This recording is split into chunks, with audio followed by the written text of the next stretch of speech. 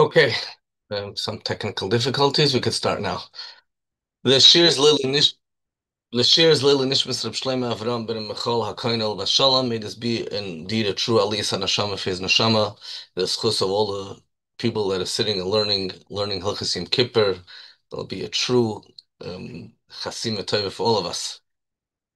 Before we move on to Yom Kippur, the day before Erev Yom Kippur, Ches Tishrei, is also a special day on the Jewish calendar. Not very, very well known.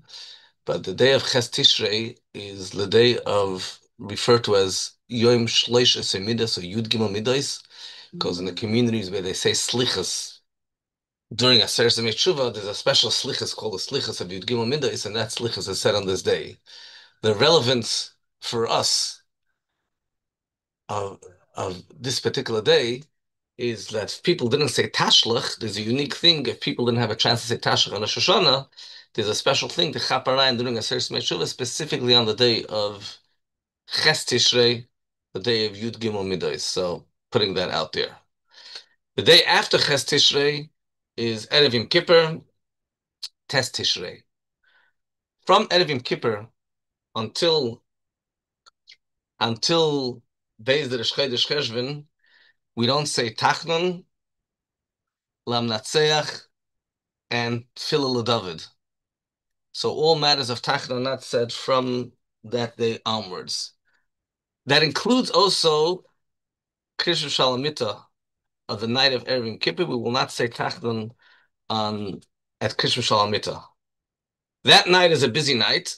Some people, sorry, rephrase that. We say Krish Shalamita, but we don't say Tachnon and Krish. Just give me 1 second. I'm trying to fix something on the screen over here. Give me a sec.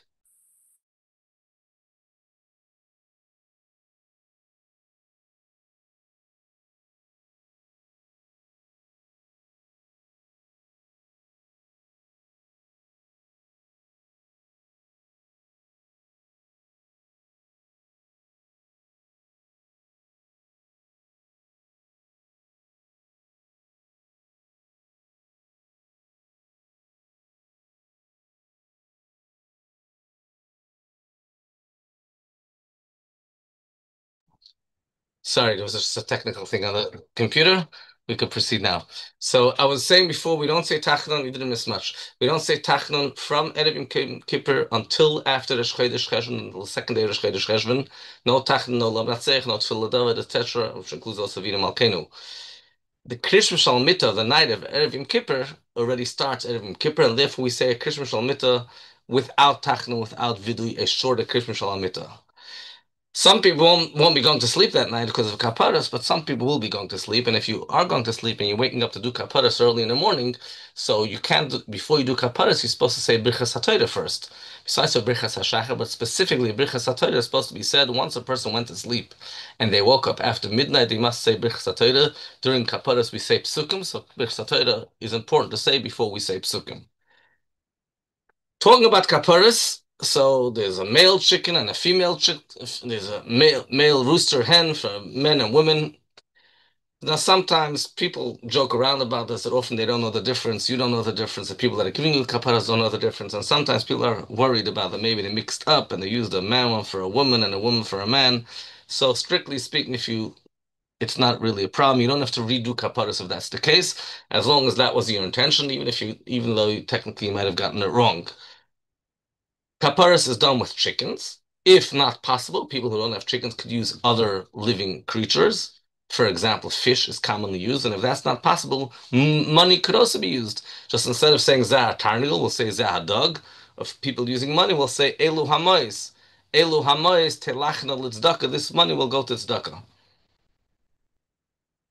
When it comes to the kaparas, a woman that's expecting, so if she doesn't know the gender of the child, we take three chickens, two female, one male, two female, one for the mother, one for the baby if the baby is a girl, and one male if the baby is a boy. Why the baby needs a kapara, the Rebbe has a whole sikh about that. We're not going to go into that right now.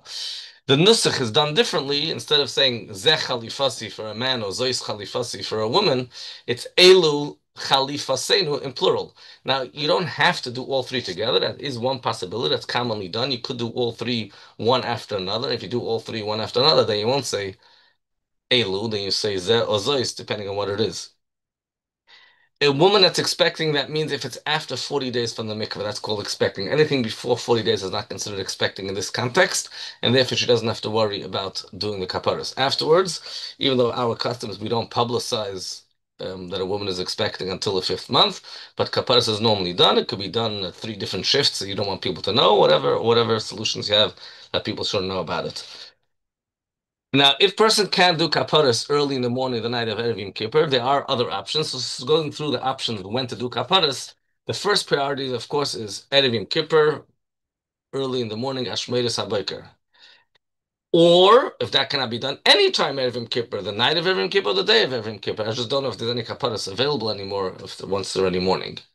If that can be done, it could be done on the day of Shlosh Esrei Midas, like we mentioned earlier, the day of Ches Tishrei. And if that can be done any time in Aseres Me'etshuva, the closer to Erev Yom Kippur, the better.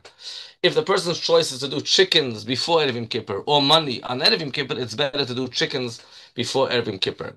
Now, the way we do the kaparas is we take the chicken or the rooster, we take it in our right hand, unless we're talking about a lefty. And there's the psukim that we say, B'nai Adam, until the entire Bnei Adam, then we say the Zeh Chalifasi, and we do this procedure three times. And when we say the word Zeh Chalifasi, Zeh Kaparasi, we turn the chicken around counterclockwise around the head three times. So a total of chickens will be turned around 9 times. These psukim should not be said, or if we're going to make a bracha on the Kisei Adam, we'll talk about that in a moment. These psukim should not be said in a place where there's not a good odor, smell from the chickens. You're not allowed to stand the way the smells. You're not allowed to be within 4 amas of the smell. So move away. Now, when many people stand in line for kaparas, often people hold up the chicken and they're waiting on line. Now, it's possible that one chicken will be seeing how another chicken is being slaughtered, is being shechted. Now, besides for the tzar balachayim issue, that could create a halachic problem in terms of treifas that can affect the lungs. Therefore, it's important to stand with a distance from the shechet while you're holding your chicken on line, so the chicken should not see the shechita. Hold the chicken softly. Be careful how you hold it, because you can make the chicken into a treifa. If a chicken falls, then immediately tell the shechet. Do not hold the chicken in with the wings, because that could also cause a problem of treifa. We mentioned before about doing kafaras and turning it around your head. Some people are very uncomfortable with doing that, and they take gloves. It's not so respectful for the mitzvah, but that's manageable. Some often women ask their husbands to take the chicken and surround it around over their head, and that's fine. However, if the wife is a nida, then it should not be done. A husband should not be doing it to a nida unless he's really holding it very, very high at a distance that it is no chance that it will touch her. Kisi Hadam. There's a mitzvah called Kisi Hadam, which we normally don't have an opportunity to make that mitzvah. That's to cover the blood of an oif, of a bird, and that is a mitzvah for the sheikhet. The sheikhet has the right to honor people that are doing kaparas and honor them with Kisi Hadam. But you need to know what you're doing, because otherwise you might be making a bracha vatala and not fulfilling the mitzvah. He could honor men, he could even honor women, although it's not commonly done. He cannot honor children, and that includes even someone who's bar mitzvah, unless he has already a full beard, two pubic hairs, etc. Only then it can be mekayim the mitzvah of kisi adam. Because this is a sheichet's mitzvah, it's appropriate to pay the sheichet. And while I'm mentioning that, I should mention that the sheichetim work very, very hard, and this is an opportunity to pay them and express our appreciation for what they do b'chlal, and especially during kaparas. Sheichetim are the center of the heart of the city. The Frierdiker Rebbe tells us the Rabbanim are the head, Sheichtim are the heart. They keep up the kashrus, they make sure the things are done properly. If we look at the sichas and the svarim that describe the mile of a sheichet, we maybe would pay them much more than we normally pay them. And often they're surviving on these tips are very important for them. And we don't want them to be stressed out about financial matters while they're doing the shechita should be done by Yishuv Adas properly. There's a bracha made on Kisi Adam, and when you cover the blood, you're supposed to do it with your hands. This time you're not supposed to be using gloves. It's not it's mama should be zayin. It's when it comes to kaparas nu. When it comes to kishadam, it has to be done with your hand, without gloves, without a keli. You're supposed to do it in a way that all the sides of the blood are covered. You don't have to cover the entire blood, but wherever you're covering, it has to be covered all around from all sides.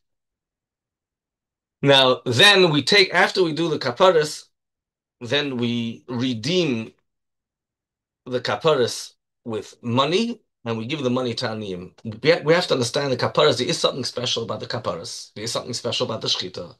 But the kapara happens primarily by thinking about the fact that the kaparas is awakening us for tshuva. A person's supposed to be thinking.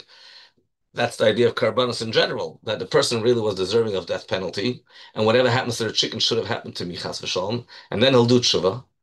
And as part of the tshuva, we'll give tzedakah, and the tzedakah that we give to the poor people, that is what the mitzvah is all about. Now, in some of the places, they sell the kaparas for an enormous amount of money, and that's your full tzedakah. It's much more than the chicken plus the shechita plus everything is worth. So the tzedakah is right there.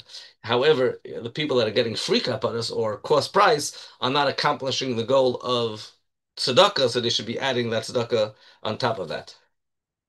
On that note, if people want to use Meiser money for kaparas, that doesn't make much sense either. Again, unless they're accomplishing, if the place that's selling kaparas is charging a large amount, much more than the regular amount, than the cost price with shchita and kashrut and all of that.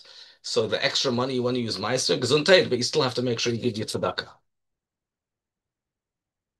Erev Kippur is a mitzvah to eat. As machlekes with the mitzvah applies by night also, but certainly by day there's a mitzvah to eat, and certainly one is not allowed to fast. The Alter Rebbe brings one should eat the amount that one eats over 2 days. That doesn't mean you should stuff yourself with food, but it's a mitzvah to eat a lot. And the Rebbe brings that he saw there were people that were careful the whole year that when they ate, they only used one hand while they were eating, not to be involved in eating. On Erev Kippur, when we have actually a mitzvah to eat, whatever we eat, when we have a mitzvah, they would eat with 2 hands.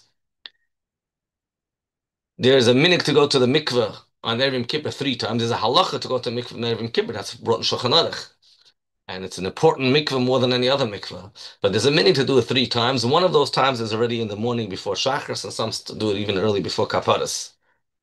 Davening is not a long davening. It's a busy day, so it's not a long davening. Besides, we mentioned Tachna, we don't say Lam Natzeh, Tefillah David, David Malkeinu, we also don't say Mizmor L'Sayda, because there was no carbon toida in the Beis Hamikdash on Erev Yom Kippur, because there's not enough time to eat, to finish all the breads. Normally you have to give enough time to be able to finish eating everything that comes along with the carbon toida, Shnei Yom V'Layla. But there's not enough time, because the next day is going to be Yom Kippur, there's no time to eat. The minig is to ask for lekach and eat a lekach. The Rebbe was given lekach and wish everybody a Shana Tova and Sukkah was an opportunity to get the lekach from the Rebbe, which this the inyan of lekach is number one, that if chas v'shalom we need to get something from a person, will be yotze with lekach. But the Rebbe explains the deeper significance that when we get the lekach, we understand that this on Erev Kippur, everything that we're getting is coming from the Eibishter. So it's not that we're getting it from a person, we're getting it from the Eibishter, and that shows that everything we get throughout the year will be coming from the Eibishter. And of course, we understood that when we got lekach from a tzaddik, we got lekach from the Rebbe. Erev Kippur, there's 2 sudas that are eaten, at least 2. One is before Chatzos, before midday. Chatzos in the Sichos, we're told, breaks up the whole entire Yom Kippur. The first half of the day is a happy time. It's Yom Tov. The second half becomes serious. Chatzos is that break in middle. So the first suda is eaten before Chatzos. We dip the challah in honey, we eat fish, and we eat a proper meal. In this meal, and for that matter, even breakfast, any other time of the day, we're particular. We only eat foods that are easy to digest. We don't eat meat, only chicken or fish. We don't eat sesames. We don't eat foods that are known to create ribui zera, potential semen, like garlic and eggs. Milk and butter, we could eat in the morning, but we can't eat in the later meal, the meal which is before the fast. So if somebody wants to have a coffee in the morning, that's fine, but the regular omelet that they have in the morning, that's not acceptable. After we finish this first meal, comes Malkus. Malkus, Minich Chabad is dafka to do Malkus before the second mikvah, and then following that mincha. And the order is Banu ve'esh uvamayim. Malkus is like Eish, and mikvah is like Mayim. There's an order how to do Malkus. It's supposed to be facing north. We lean, we kneel on our knees, we say the pasuk of V'hurachem 3 times, etc. And then comes the mikveh, as we mentioned earlier, and we're very particular. This mikveh has 2 reasons. It's done for tumah, to remove any type of tumah. There's also a mikveh because of tshuva, to do tshuva. And at least we toivel 3 times at least during this mikveh. There's also a minute to actually go to the mikveh 3 times, but I'm talking about the tvil, there's 3 dips. And we're careful there shouldn't be any chatzitzi. We wash ourselves very well. It's a proper mikveh, like ladies are very particular in general. And talking about ladies, girls do not go to the mikveh. A widow does not go to the mikveh. A divorcee does not go to the mikveh. We're very back, but then in general, they should never go to the mikveh. A married woman could go to the mikveh. Some places have the custom that married women do not go to the mikveh on Erev Yom Kippur. In some places, the custom is they do go. That matter of custom. I don't know of any particular Chabad custom. A lot of Chabad women have a tradition in their family that even though the Alter Rebbe brings the meaning for women to go to the mikveh, family tradition of people did not go to the mikveh. Whatever the custom is, that's fine. If a woman is a niddah, she should not go to the mikveh until after the days of niddah are over. And women that are expecting to often do not go because it might not necessarily be safe.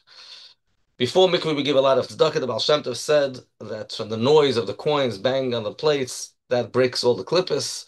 It's not about making noise, it's about giving tzedakah, but the giving tzedakah accomplishes those extra side goals. And in this mincha, we say vidu, we have a length which are proper his halev and his tshuva. When we say vidu, that's a general rule, but every time we're going to be saying vidu, which can be saying a number of times over Yom Kippur. And for that matter, anytime a person says vidu, vidu is supposed to be said standing. And you're not even supposed to lean. If you're leaning in such a way that if the item, the stand that's in front of you, the bench that's in front of you, the table that's in front of you, the beamer that's in front of you, whatever it is, if somebody moves it, you could fall, then that's not considered standing. So every time we say vidu, we got to be careful we're supposed to be standing. Vidu atones for, if we do tshuva, and vidu, it atones for the avedas that we did. But there's also avedas ben adam l'chavere, where a person has committed a sin against someone else, and tshuva and Yom Kippur does not help for that on unless a person asks forgiveness. So you have to think about the people that you've wronged, and ask them mechila, whether you wrong them in action or with words. You're supposed to tell the person what you did against them, unless you think the person will be embarrassed. There's not an need to go ask mechila from everybody under the sun. You can do that. Some people often do is they go ask mechila from the people that don't need to, but the people that do need to ask mechila, they don't approach. So the idea is to ask mechila from people that you potentially wronged. And after mincha comes the Suda Mafsekes. Again, we eat hamaitzi. At least we should eat the size of a kabeya. Otherwise, you can't make a bracha on Netilas and dip it in honey. We're particular during this meal not to eat salty foods, and the reason for that is the simple reason is to make sure we stay hydrated during the fast. The meaning in many places that this meal specifically we don't eat fish, only in the first meal, and certainly no milchiks, no things that heat up the body, no spicy foods. All of that is not acceptable. There's a minig that it says that we eat 3 times soup on Erev Yom Kippur. So the Rebbe says that the Frierdiker Rebbe didn't have time to eat 3 plates of soup on Erev Yom Kippur. So what he did was he had one bowl, and then they added a tiny bit. That's considered a second bowl, and then they added a tiny bit more, and he took another spoon. That's considered a third bowl. In the soup, we also have kreplach. Some people already have kreplach in the first meal. Some people love the kreplach so much they have it in the first meal and the second meal and a Matzah Yom Kippur too. That's fine. The kreplach are filled with meat, which is a problem that we're not supposed to be eating meat on Erev Yom Kippur. So there's 2 approaches to that. One is that there's an argument that if it's a very small amount, the way it's in the kreplach, it's primarily dough. It's not a big issue that we're eating meat. And some people actually make kreplach out of chicken. That's a question for the balabastas, or whatever they accepted from their mother and their mother-in-laws. That's what's supposed to happen. After the Suda Mafsekes, we're not supposed to be eating. If we want to eat after the Suda Mafsekes, we're supposed to make a special stipulation that I want to eat and drink after the Suda, because it's assumed they're accepting the fast. But even if a person didn't make this stipulation, they're still allowed to eat. But the right thing is to make a stipulation that you want to chaparain and drink and eat after the fast. Now there's another mikveh time that some people are particular. They go again to the mikveh right before Yom Kippur. They go straight into Yom Kippur B'tara, but you got to be careful. It's not too close to Yom Kippur because one of the things you're now doing Yom Kippur is to wash and bathe yourself. And mikveh, as holy as it is, it doesn't become holy when it involves a isser, potentially isser deraisa. Those who want to prepare food for Matzah Yom Kippur, now is a good time in Erev Yom Kippur to do it, set things up, because you're not supposed to set up foods on Yom Kippur for Matzah Yom Kippur. So Erev Yom Kippur, you can do that and take care of that. We're supposed to honor Yom Kippur. It's a Yom Tov. We're supposed to have a ksus nakiya, dress appropriately, make sure there's proper tablecloths in the house on the table, even though we're not eating in the house. But a proper Yom Tov, your dining room should be set up properly for Yom Tov in honor of Yom Kippur. That's all part of the kavod of Yom Kippur. There's special licht that we light for Yom Kippur in addition to the regular mitzvah of licht benchen, and we make a bracha of ner for the women and girls, ner Yom Kippurim. But in addition to that, there's special licht that are lit. There's a licht called the healthy or lebendige living licht, and that's for married people, 1 candle per family. Single people don't do this. Somebody that wasn't married is currently an almana, they could continue lighting that licht, that's fine, an alman or an almana. But a married person lights a lebendige licht, and the custom is to take that licht and bring it to shul, so it's a schus and a mitzvah that now becomes a nershal mitzvah that we're helping illuminate the shul. People that have a parent that passed away, so even those who don't light normally Yisker licht or whatever it is, only on yard sites, but Yom Kippur there's a mini that's brought in halacha. For parents that passed away, people light a neshama licht, whether one per parent or one for two parents. That's Tifim and Hagim. A common custom is to light per parent. In addition to all of this, it's very important to take into account that we need to have a candle for Havdalah Matzah Yom Kippur. Now, those who, Baruch Hashem, the parents are alive and they're only lighting a lebendige licht have no candles at home. Matzah Yom Kippur for Havdalah, we need to have a candle that was burning from Erev Yom Kippur. So for someone who doesn't light any candles at home, they need to set up a candle, so they should have some that was burning from Erev Yom Kippur. Even those who are lighting a neshama licht, which our meaning is that the neshama licht is at home, the neshama licht has a problem too, because the halach is you can only make Havdalah on a candle which is lehoir, made to illuminate, and not for kavod. The neshama licht is made for kavod, or kavod for the neshama. The halachas in Shulchan Aruch and Hilchas Havdalah and a ner shel mesim, you cannot make Havdalah on a candle that is there for people that passed away for their honor, that's done during the Lavai, and the same thing applies, that's done for a yard site or for Yom Kippur in honor of the neshama. So one solution that people do is, what people used to do at least, is they have the candles that are lit in shul. In the olden days, there was no lights in the shul. They had candles in the shul. And they would take those candles from the shul.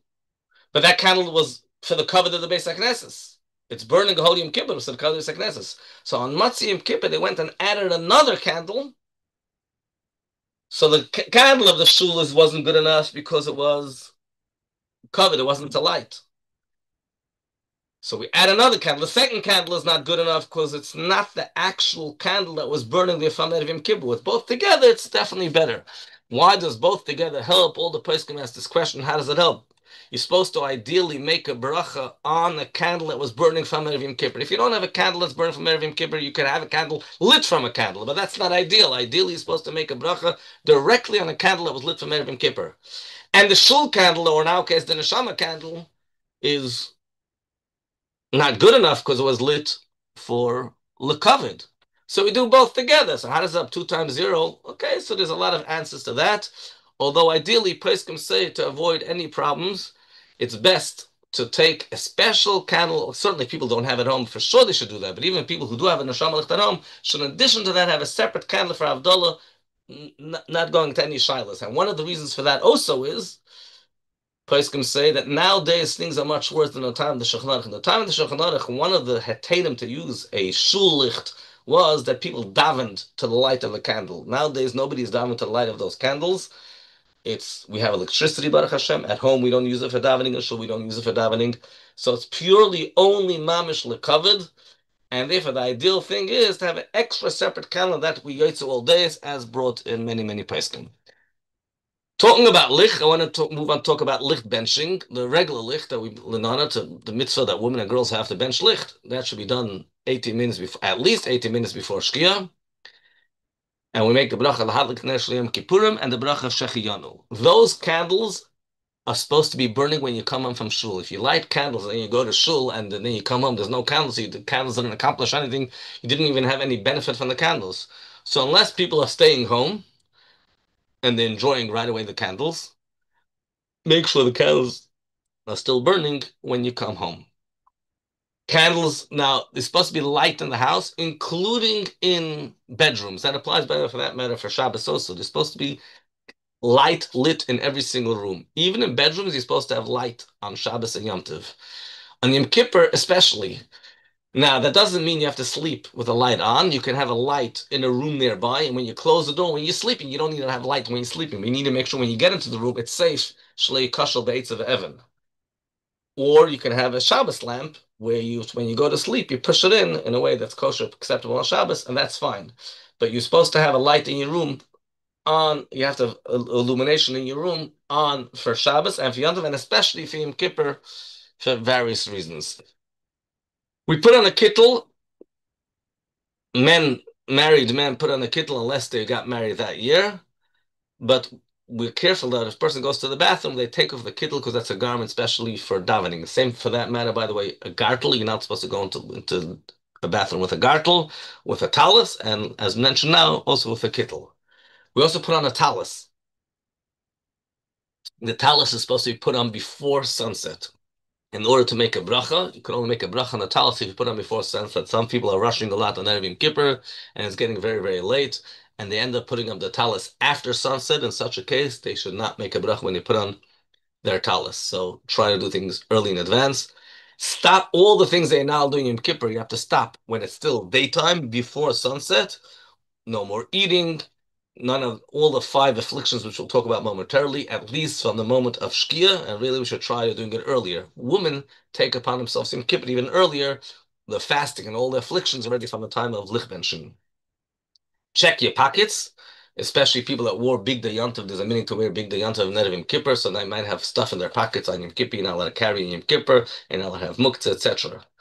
And before we go to Kol Nidr, there's a meaning of benching the children. And specifically right before Kol Nidr, the last moments before Yom Kippur, the meaning is to bench and using the nusach of Birchas Kohanim, Veidaber Hashem al Moshe Leim, and Dar Alar Rabban Leimer, Kaisvachas Bnei Yisrael, Ma Leim Berecha, etc., as we say in the morning for Birchas HaTorah. Some communities have the custom that mothers bench. Also, it's especially in German communities, but in many communities, it's only the fathers that bench and not the mothers. When you see it's about to become Bein Hashmash, it's about to become sunset, then it's a mitzvah to say vidui. The mitzvah of vidui applies to men and to women equally. It's not, and many machzorim don't have this vidui printed in the machzor. Some do have it, but it's important to say vidui, another type of vidui. According to the Shitta of the Ramban, the primary mitzvah of vidui is not Erev Yom Kippur and not later by Ma'ariv, is right before sunset. So the minute Yom Kippur comes in, there won't be even a chance to sin because you finish vidui right as Yom Kippur comes in. A lot of people in the hustle bustle of Erev Yom Kippur, so many things happen, forget about this. So just pointing that out over here. And like I said, it applies to women as well. Yom Kippur, other than any other Shabbos and Yom Tov, according to all opinions, it's a mitzvah eseder raisa to add Michoil el HaKodesh, to add when it's still weekday and make it holy. At least from the moment of Shkia, according to the Alter Rebbe, if you start from Shkia, you could still it's still considered adding Michoil el HaKodesh. Some people have heard of this myth. It's not a myth, it's true, but it's abused. That is something called Shkia HaNidis and Shkia HaAmitis. And there's a real shkia, which is a few moments after the visible shkia. But that real shkia doesn't help you much because you're supposed to accept Shabbos, Yom Tov, and Yom Kippur. And by Yom Kippur, all opinions maintain it's mitzvah min HaTorah already from the shkia haniris. So the fact they have a few extra minutes is not that you should do malacha till then. I'm talking about even men that don't bench licht. So it's a mitzvah min HaTorah. There's people that are rushing with still the last minute, and unfortunately they're wearing shoes, leather shoes, or other things. You're supposed to stop earlier and accept Shabbos and Yom Tov Yom Kippur earlier. Talking about the five inuyim, there's five things that are asur min Torah on Yom Kippur. Eating and drinking, according to all opinions of the Mamish, is a deraisa and kares. You're not allowed to eat and drink even a tiny bit. You're allowed to touch food.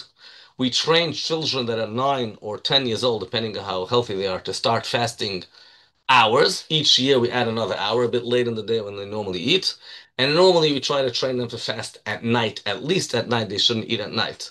Under the age of 9, there's no reason to afflict a child, and we actually don't let them fast if they're under the age of 9. Some people are particular not to give sweets to children on Yom Kippur. The common custom is that we're not makbid about that. That Yom Kippur is different than other fasts, and it's okay to give them sweets. People that there's sakana for them to fast, allowed to eat and drink using shiurim. I'm not going to go through the details about shiurim. I will point out that we get a lot of questions about people eating, drinking on Yom Kippur, whether people that are not that it's are in a state of sakana, and sometimes we get people that are expecting or nursing or about to give birth or gave birth. And in order to minimize the amount of shaylas on the website, asklerav.com, on top of the page, it's pinned to the top of the page, all the questions associated with that, and almost all the details of the halachas are there. Don't bother calling the Rav until you read that first. And most questions are dealt with over there. Under normal circumstances, women that are expecting or nursing are supposed to be fasting. And this particular halachas, people who are not fasting, about making until Sidayim, Hamaitzi, benching Alviyava. We're not going to deal with that over here right now. Smelling is acceptable on Yom Kippur. In fact, it's a mitzvah to smell Yom Kippur. It's a good idea to smell Yom Kippur because we're missing our brachas. We're supposed to have 100 brachas. So eating and drinking, you're not allowed to, but smelling is fine. Adrabah, you're adding, every time you smell, you're adding to the Meir brachas. We'll talk more about that later. Another one of the five afflictions is washing. Cold water, hot water, even putting your finger into water, even a tiny bit, even just to remove sweat, you're not allowed to do that on Yom Kippur. What do you do in the morning when you wake up? You wash 3 times only until your knuckles. You make a bracha on until you don't add more than you need to add. If you feel that your eyes are a bit drowsy from sleeping and you need to remove all the sleep stuff, so after you wiped your hands on the towel, you can move the towel over your eyes. If there's a part of your body that's dirty and has actual physical dirt on it, you're allowed to only wash the dirty area. If a person touch covered areas of their body, they wash their hands till the knuckles. When they go to the bathroom, they should make sure to touch a covered area, and then they could wash their hands properly. Unless they're before davening, then they can wash their hands coming out of the bathroom, even without touching covered areas of the body. But stam to wash for davening, a person didn't have to go to the bathroom, not gedolim or ketanim, then even though people often wash before davening because of the chaymer, the severity of Yom Kippur, we don't wash before davening stam say like that. Anointing is another one of the five afflictions on Yom Kippur. You're not allowed to use oil or creams, anything like that. Even if there's dirt or whatever it is, anything that will help you. There's special heterim for refuah for medical purposes, but that follows the set regular rules of Shabbos and Yom Tov of smearing and doing refuah, and Yom Kippur is no different than that. Leather shoes are covered with leather. It's forbidden on Yom Kippur too. Now, when we talk about shoes, many people ask about sneakers or Crocs or slippers which don't have a back. And they want to know if the place where there's no Eidif, if you're allowed to wear such kind of slippers and Crocs. The answer is if they are sitting well on you and they don't fall off your feet, you're allowed to wear them. That's not a problem. However, Crocs have a strap in the back. Now, sometimes those straps rip and it's only connected on one side. So wearing it like that on Shabbos or Yom Tov, on Yom Kippur, it's not Yom Tov, sorry, Shabbos and Yom Kippur, in a place where there's no Eidif could be a problem. If you're not planning to fix it, then it's fine. It's considered part of the garment, part of the shoe, and everything is fine. And you're not planning to do anything with that strap. But if you're planning to fix the strap, then really you shouldn't be wearing such Crocs. And they are Hatadim Lamudis, but you really shouldn't be wearing such Crocs on Shabbos or on Yom Kippur. And lastly, for the fifth affliction, Tashmish Shamit, intimate relations is forbidden on Yom Kippur, one of the five afflictions. And married couples keep all regular harchakas on Yom Kippur, night and day. Some people have a custom that they don't wear gold jewelry in Yom Kippur. It's a matter of custom. Some people have a custom in general. They don't wear jewelry as they wear in every other Shabbos and Yom Tov because of the Yom Hadim. These are all customs. Children, you not you should not put on shoes to children. You shouldn't wash them and anoint them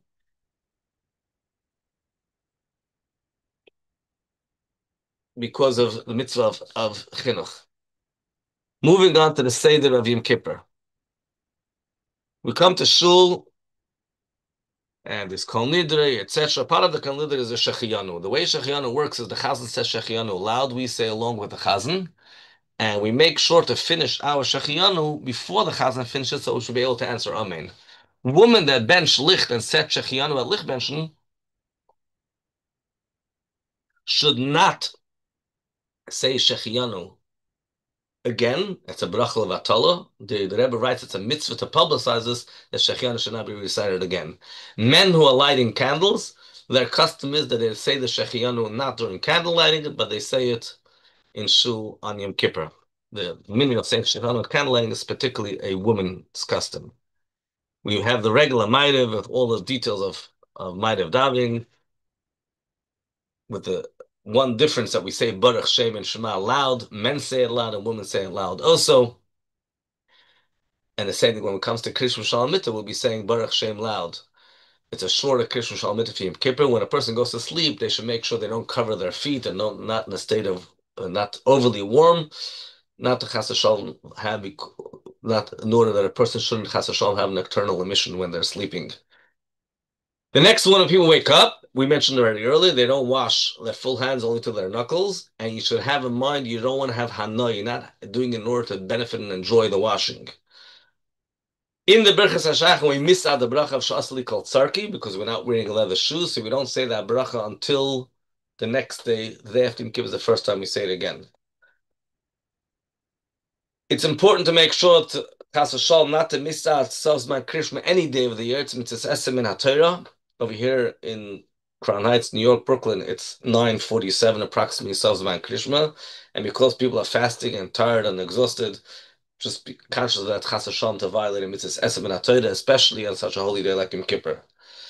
And we have the regular davening of Yom Kippur. We mentioned earlier that part of the problem in Yom Kippur is we don't have enough of the 100 brachas that we say every single day. One of the ways to make up for that is to listen carefully to the brachas of the people getting Aliyah Torah. There's 6 aliyahs on Yom Kippur. Every one of those people are going to make 2 brachas. And then there's a person who's going to be saying half Torah, who's going to say 1 bracha before and a couple brachas after. It gives you quite a few brachas. But even so, but that's not the same as making your own bracha. So you should try as much as you can to make a bracha on besamim, as we mentioned earlier, in order to fulfill the Meya brachas. If you smell besamim and then you forgot about the besamim completely, you sorry you're not smelling anymore, and then later you change your mind, you want to smell again, you can make again a bracha. Otherwise, you can't just keep making brachas on besamim again and again. If, however, a couple of hours have passed, or a person slept, or a person left completely the area and went to do something else, or a new besamim arrived, or a different type of besamim. For example, maybe before that an isvei besamim, now it's atzid besamim. So these are the cases we can make another bracha. And that can be done during davening, well, in the areas we allowed to be mafsik, when during the break, etc. Part of the davening after Kriyas Torah comes Yisker. Yisker does not have to be said after with a mini, Yisker can be said privately also. It's important to mention that the purpose of Yisker is to atone for the people that passed away. Now, how do we say Yisker for people that passed away? People can have a kapara while they're alive. People that are not alive, how do we have a kapara for them? So it's brother Yom Kippurim is called Yom Kippurim in plural. It's a kapara l'chaim and a kapara l'mesim. It's kapara even for people that passed away. How does that work? Because when we pledge, when we say Yiska, we pledge tzedakah. And that tzedakah helps for the people that passed away, because we know if they would be alive, they would also give tzedakah. So the most, one of the most important things of the Yiska is not the Yiska, is the pledge. And even more important than the pledge is actually paying up the pledge after Yom Kippur. That's very, very important. Some people had a meaning they wouldn't eat breakfast on the day after Yom Tov or the day after Yom Kippur until they actually paid up their pledge in order Chas v'Shalom not to miss out, not to do the Avera of Baal Ta'achra, of delaying paying pledges. Like I said, that's a fundamental part of Yisker.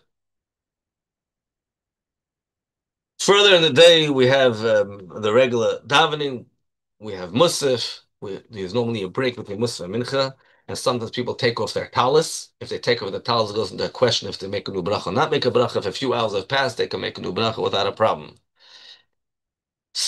Often people are extremely tired, and during the break, they can fall asleep.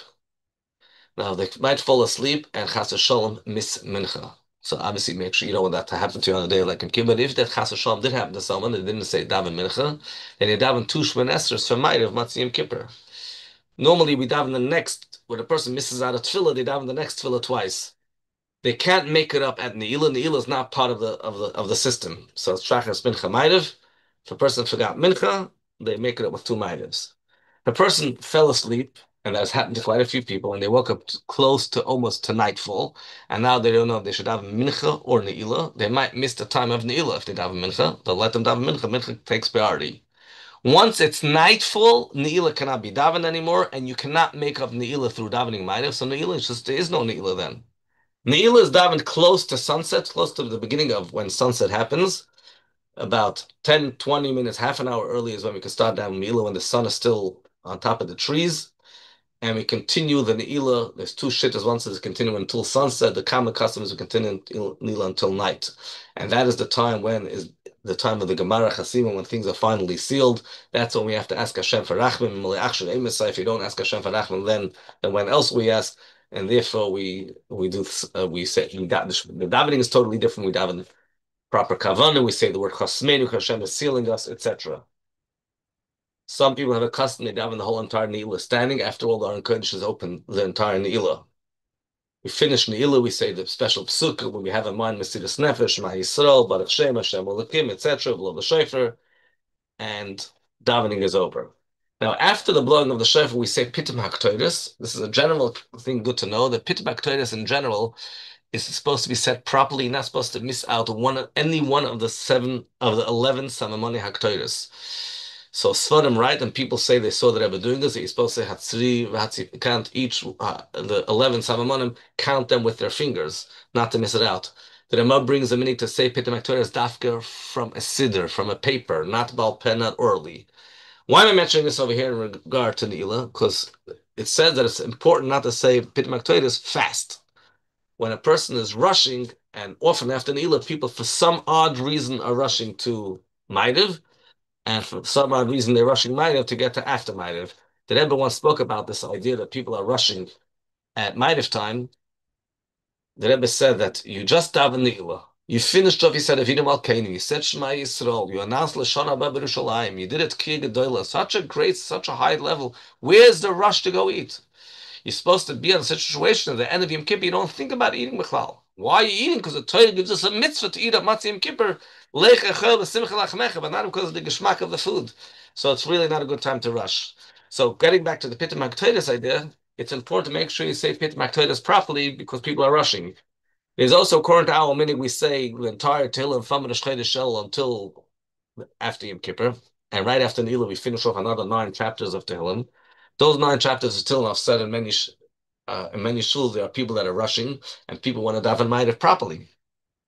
So, if you're going to be saying those 9 kapitlach Tehillim, you might miss the minyan for Ma'ariv. So, in some places there are many minyanim, but in other places there's not many minyanim. Once you answered Baruch Hu, you're not even allowed to talk. It's considered that you started the minyan.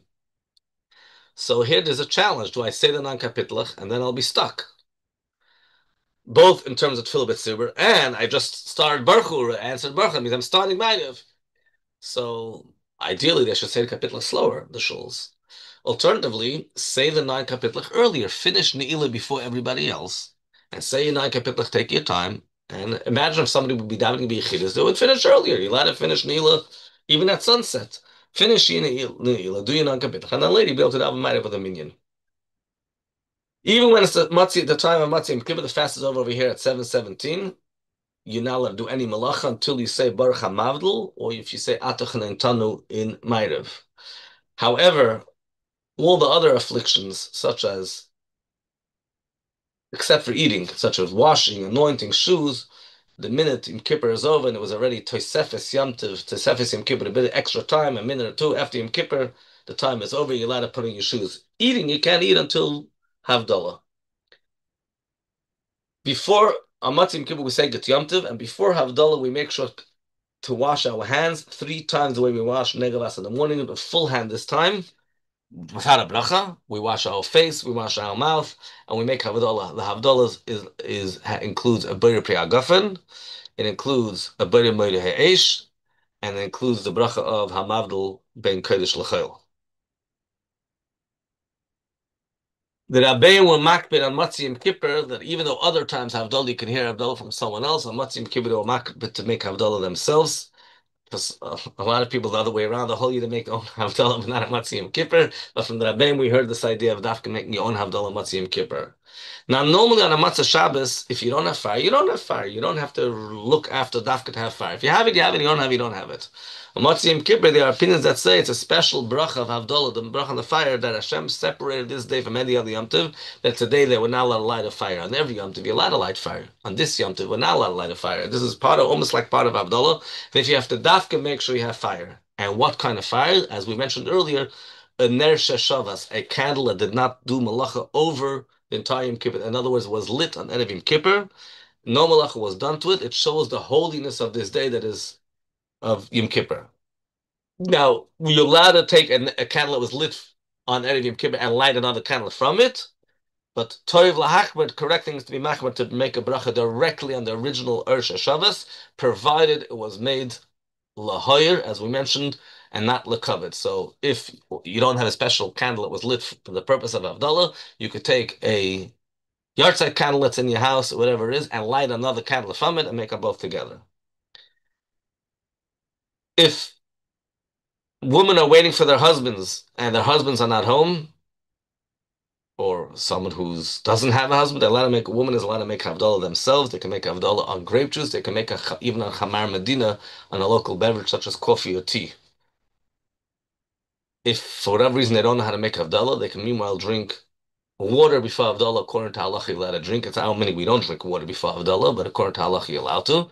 So if they're stuck and they're waiting for someone to make Havdalah and they can't make Havdalah themselves for whatever reason, they can't even do coffee or tea, they can drink water. And if it's really necessary, they can even drink seltzer. And mamish, if you pressured, you can have tea or coffee without sugar, without milk. A man who already heard Havdalah and was Yoitza Havdalah or made Havdalah cannot make Havdalah for a woman. So while we said that women can make Havdalah themselves, a man could make Havdalah for a woman, but not if the man was already Yoitza. If a man wants to make Havdalah for his wife and he is in shul, he should have in mind that he's not being Yoitza in Havdalah in shul. And if he's not being Yoitza in Havdalah in shul, he won't be able to eat till he gets home. Big deal. So it'll be another 10, 15 minutes in order that your wife should be able to hear Havdalah. It's definitely worth that. Um, After Havdalah comes Kiddush Levana, one of the mitzvahs that we do on Motzei Yom Kippur, if we're able to. Kaparan mitzvah right away. And there's a baskel, a heavenly voice that comes on Motzei Yom Kippur and says, Lecha chol b'simcha, go eat your bread with happiness. We eat, we rejoice. It's a Yom Tov. We we fast up. We break our fast with a proper suda barachava in a broad manner. It's written that this suda is a school for parnasa. It's in itself is a good thing, but it also has schools attached to it. We dip our challah in honey, etc. And this comes now the special avoda, even though on the one hand it's a very gashmistic avoda, but that's the ultimate revelation of the Eibush that we had in Yom Kippur comes down dafka into gashmis, the Yechidah Sheba Nefesh that was revealed on Yom Kippur. We went to the highest levels of Yom Kippur, and now it comes down all the way through our physical teeth and our digestion system. Our gashmis, the Gevarim, are totally permeated with the level of Yechidah. This will be the way it will be when Mashiach comes, that our neshama will get its sustenance from the body. And Dafka, Matzah Yom Kippur, is when we reach that madrega. When we finish our Yom Kippur Avodah, right away we should try to go straight into a mitzvah. So it says that we should be oisik in the mitzvah of sukkah. A lot of people, most Eden are not particular dafka to actually build a sukkah then, but at least we talk about the sukkah, we learn about the sukkah, and that's how we accomplish what we accomplish. It's important to realize that the tshuva that we accomplished on Yom Kippur should not be just dissipate like that after Yom Kippur. All the people that we apologize to, we shouldn't tell them at Yom Kippur that we're back chas v'shalom to the way it was before Yom Kippur, and the same within ourselves. The Rebbe relates it. He asked the Rebbe Rashab, what happens now, the day after Yom Kippur? He says, "Is the Rafman Ershuvitan?" Now we only start doing tshuva, because now is a much higher level of tshuva. Tshuva after Yom Kippur, the tshuva that happens in the 4 days, corresponding to the 4 letters of Hashem's name between Yom Kippur and Sukkot. And the next day after Yom Kippur is called Guts Nam, and it's a holy day. It's one of the days that we're supposed to wake up early to come to shul early. There's 5 days in the year that we're supposed to come extra early to shul, at least even a couple of minutes early. And one of those days is the day after Yom Kippur. We're not supposed to push off the mitzvah of building the sukkah. So we didn't do it the night after Yom Kippur, but at least the next day we shouldn't push off the mitzvahs. Reason magdim mitzvahs. After davening the day after Yom Kippur, go and build the sukkah right away. Now, there's mitzvah of Yom Tov, of Sukkot, to make a person supposed to make himself happy, his family, his wife, his children. And part of that mitzvah for women is to buy them clothing and jewelry. That's a mitzvah on Yom Tov. Sukkot is one of those Yom Tov. So now that Sukkot is over, Yom Kippur is over, it's time for people to think about buying clothing and jewelry. That's it. Just as there's a mitzvah in HaTorah of shaking lulav and esrig. The only difference is lulav and esrig, you could be yotze with someone else's. The first day and the second day in chutz, you need to get it from someone else as a present in order to return. Matanam las lahachzer, because it's supposed to be yours, so you can give it to you as a gift, conditional gift that you're going to return it. But you cannot give jewelry to your wife by borrowing it from someone else. That won't work. Definitely won't cause simchas yantiv. It's just a mitzvah min HaTorah, simchas yantiv, as is shaking lulav and esrog. So if you have a choice between the two, you might want to think of doing the mitzvah of simchas yantiv. It doesn't have to be the most expensive jewelry and the most expensive clothing. These days, we don't know which one is more expensive, an esrog, lulav, or clothing and jewelry. But just putting that out there. And these are days that it says, Medrash tells that all Yidden are involved in the mitzvahs between Yom Kippur and Sukkot. They have no time to sin. They're busy buying Daled Min, they're busy building Sukkot. And these are days of Simcha. In fact, these were the days that in the time of Shlomo HaMelech was the Chanukah HaMizbech, and that's part of the reason that we don't say Tachnon also after Yom Kippur. So Leibush Shelf and all our listeners and the entire Klal Yisrael should have a Chasima and a Gemar Chasima Tova, B'chol HaMetztarech, Es Eure des Shuva, Bana Chaim, Zin, Revicha, alle gute Sachen, and Kol Tov Sela.